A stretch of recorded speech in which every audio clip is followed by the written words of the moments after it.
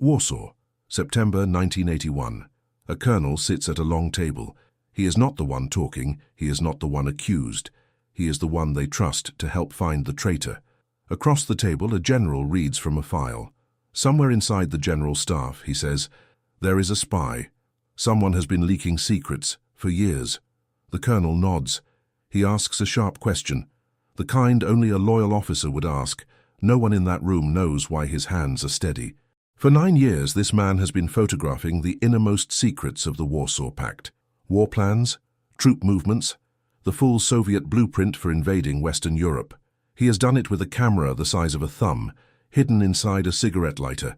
Tonight, he is helping hunt himself, and somewhere on a dark street in this same city, a car is already waiting for the night he runs out of time. To understand how he got to that table, go back 9 years. To a man alone in a room holding a pen he is not sure he should use. His name is Ryszard Kuklinski. Born in Warsaw in 1930, he grows up in a country still counting its dead from one war before it's fully rebuilt from it. He joins the Polish People's Army young and rises fast. Discipline, precision, the kind of officer generals notice. By the early 1970s, he sits on the Polish general staff. He reads his country's war plans before most generals do. He works in rooms built for men who advise General Wojciech Jaruzelski himself. To his colleagues, he is a patriot, careful, reliable, a soldier's soldier. But Kuklinski has read something he cannot unread, the Warsaw Pact's plan for a war with NATO, and in it the true role Poland is meant to play, not as an ally with a voice in its own fate, as a battlefield, a buffer, something to be spent. The moment Moscow decides the time has come, that knowledge sits in him for months. Then it becomes a decision. In 1972, alone, he writes a letter, not to a general, not to a friend, to the American embassy in West Berlin. There is no going back after this letter is sent. He knows that before he seals it. If it is intercepted, there is no version of his life that continues past that morning. He sends it anyway. The answer that comes back is careful, quiet, and real. The Americans want to talk, and from that point on, Kuklinski lives 2 lives inside one body. By day, a rising officer trusted with the Pact's deepest secrets. By night, a source for the CIA smuggling out everything he sees. The lighter camera becomes his signature, a device small enough to carry in a shirt pocket, ordinary enough that no one looks at it twice. He photographs documents in locked rooms, in the minutes before a meeting starts, in the gap between one task and the next. Thousands of pages. Troop strengths, contingency plans, the full mechanics of a Soviet-led war on the West. The meetings with his handlers are their own kind of danger, sometimes on trips abroad, tied to Warsaw Pact exercises, where a few unaccounted hours can be explained away, if no one asks too many questions. A hotel corridor, a parked car, a handoff that has to look to anyone watching like nothing at all. He knows what a routine search at any checkpoint could cost him. Not paperwork, not a demotion. His life and likely his family's freedom along with it. There is no room for a single mistake, not one. A photograph left in the wrong pocket ends everything. Years pass this way. The rhythm becomes almost normal to him, in the way that danger can become normal if it is the only life you have left. By 1980, Poland itself begins to break. Workers walk out of the shipyards in Gdansk.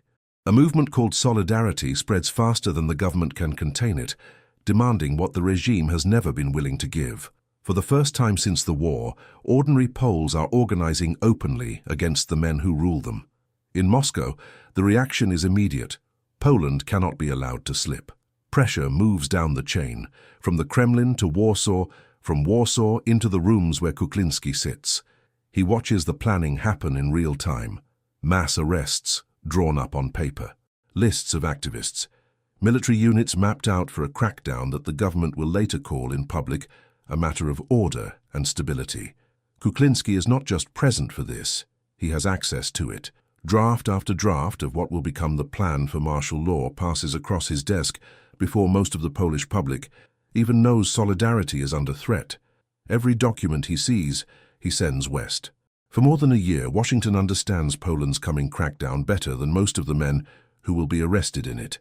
It is, by any measure, the most valuable material he has ever passed. It is also the material most likely to expose him. Because to plan a crackdown this large, only a small circle can be trusted with it, and Kuklinski is inside that circle. By September of 1981, the walls start closing in. Polish counterintelligence has picked up a signal. Someone inside the military is leaking. The search starts quietly, then it doesn't. Officers begin comparing notes. Who had access to which documents? Who traveled where and when? Which names come up more than once in rooms tied to leaked material? His name has reasons to come up. He has been careful for 9 years. Careful is not the same as invisible. A list gets shorter. Kuklinski does not see the list. He sees the tone in the room change. The pause before a colleague answers a question. The extra minute a superior spends looking at a signature on a report before setting it down. He is pulled into meetings about the hunt for the very leak he is. He sits through them. He asks the right questions. He shows the right concern. It is the hardest kind of performance there is. Not lying to strangers, but lying to men who call him a friend. Every day he isn't caught is borrowed against a debt that can't be repaid twice. Even his handlers in Washington can feel the danger rising in his messages. The margin for error is nearly gone. Then Kuklinski sends a message that leaves no room for doubt. The political situation in Poland, he tells them, is militarily hopeless. Martial law is coming, and soon, and he does not know how much longer he can sit inside rooms built to catch him.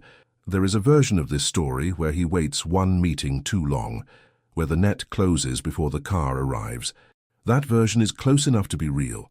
It is the reason what happens next matters as much as it does. In November, the order finally comes. Get him out. There is no gunfight, no chase through the streets.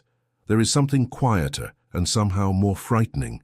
A wife and 2 sons told with almost no warning to prepare for a life they will never fully explain to anyone again. On the night of November 7th, the family leaves behind almost everything they own. Photographs, furniture, a home they will never walk back into and cannot say goodbye to out loud. Quiet cars, quiet hands, men who never introduce themselves because introductions are a luxury for people who plan on staying in touch. Every checkpoint they pass is a held breath. Every set of headlights behind them for a few seconds is a question no one asks out loud. By the time Polish counterintelligence closes in on the truth, the Kuklinskis are already gone, out of Warsaw, out of Poland, headed toward a country that will not let his real name appear in print for years. Weeks later, on December 13th, Poland's regime declares martial law. Tanks in the streets. Solidarity crushed for now. The exact plan Kuklinski had risked his life photographing, falling into place almost the way he said it would. Except this time, Washington already knows what's coming because one man made sure of it. In the United States, Kuklinski is debriefed for months. 9 years of secrets, finally spoken instead of photographed. Analysts who have studied the Warsaw Pact for decades sit across from him, hearing details they had only ever guessed at. Poland does not wait long to answer. He is tried in absentia, found guilty of treason, sentenced to death. He is alive and free on the other side of an ocean, and somewhere in a Warsaw courtroom, his name is already attached to a sentence that would kill him the moment he ever set foot back home. That becomes the strange arithmetic of his new life. Safety, bought with a death sentence he can never fully outrun, not even in exile. A new name, a quiet address, a past he cannot mention to most of the people he meets. In Washington, the verdict reads differently. Intelligence officials call him one of the most valuable sources the CIA ever had inside the Soviet Bloc. A man who handed over the Warsaw Pact's own war plan against the West, years before anyone in NATO could have learned it any other way. 2 verdicts, 2 versions of the same man, both delivered by people who never once doubted they were right. He spends the rest of his life in America, watching from a distance as the country he tried to save changes without him.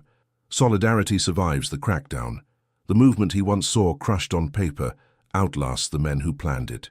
It takes until the 1990s, after communism falls, for Poland to overturn his death sentence. It takes decades more before some in his home country call him a hero instead of a traitor.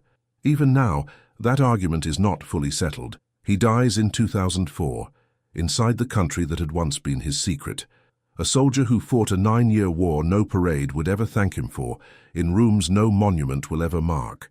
The table where he once sat, helping hunt himself, is long gone. But somewhere in an archive, thousands of photographs still exist. Documents no bigger than a matchbook, proof of a war that never happened, in part because one man decided a lighter could hold more than a flame. Some stories cross borders the way secrets once did. If you're listening tonight, drop a comment and tell us what part of the world this story reached you from.